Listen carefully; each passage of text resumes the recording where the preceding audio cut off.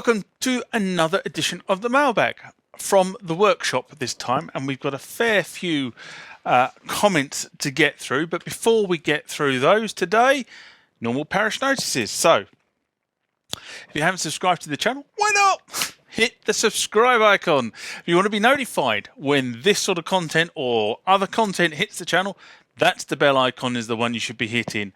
If you like the content of this video or any other video you watch on the channel, give it a thumbs up. It really helps.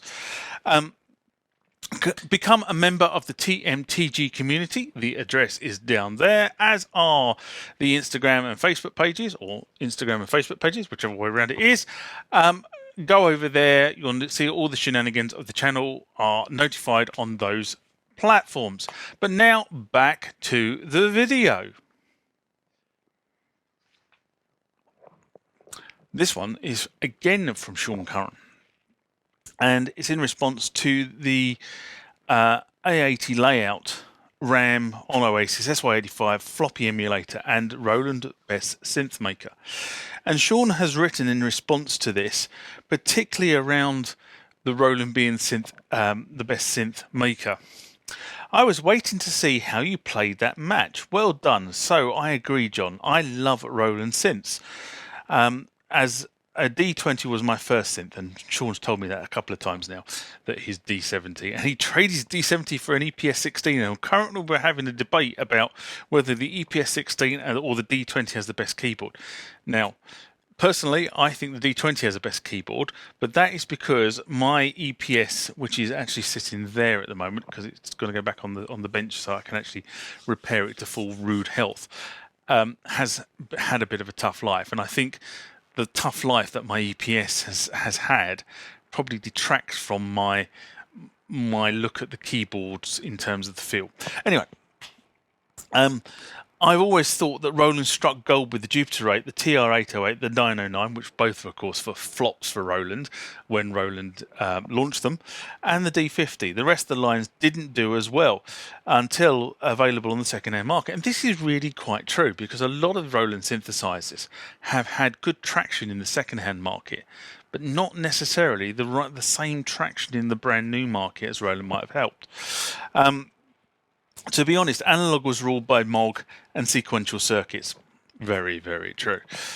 Everybody wanted a Moog. It's never really floated my boat, but everybody wanted a Moog. I really did fancy a couple of sequential circuits machines, and I actually was offered one not long ago, but I just don't have the readies to, or didn't at that point have the readies to buy it. Yamaha owned the 80s with the CS and DX series. Agreed.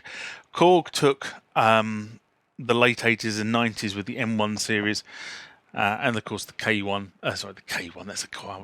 The T1. What am I talking about, John? While the TR-808 was the instrument in the early days of hip hop, the drum machine market was owned by Lin and EMU. Absolutely, and OB and OB as well, Oberheim.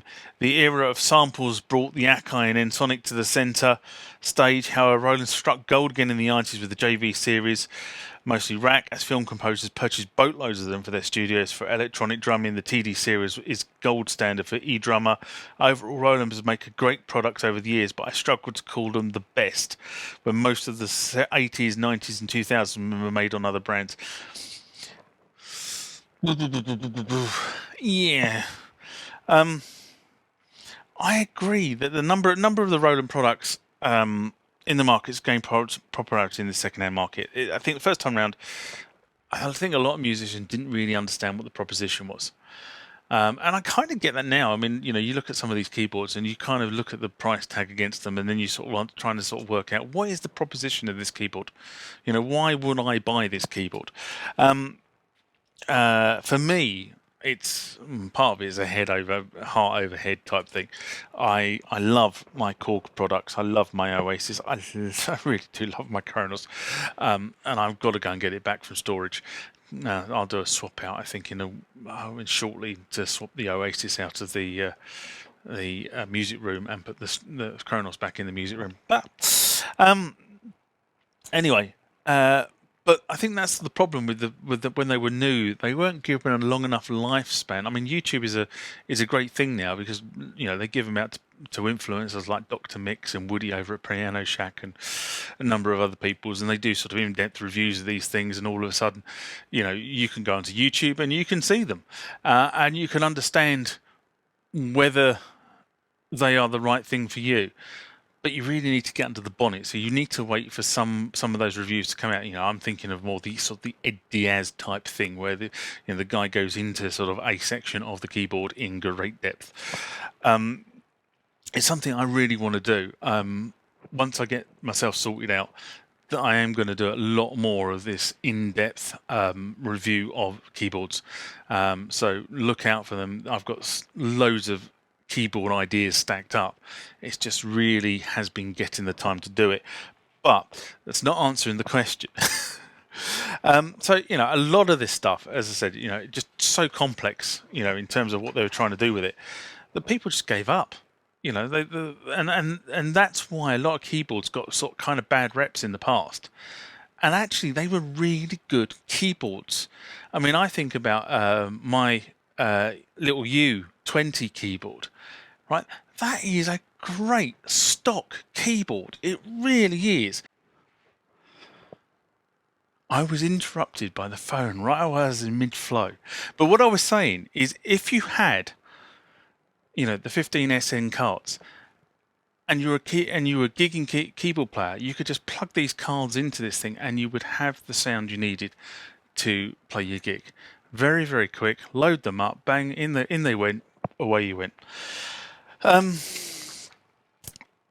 So there are those keyboard manufacturers who get the interface right out of the box, and there are those who not. I've always found the Oasis and the Kronos. I like the Oasis and the Kronos. I'm a Korg fan. But for years, their interfaces I found them quite intuitive. But to be honest, now I've been playing my Kronos since 2016, okay, and the Oasis since 2018, which is when I bought it. But I have to be honest and say, I don't think I've really scratched the surface of those two keyboards, and yet there will be a new keyboard along quite shortly to try and leverage my cash out of my pocket.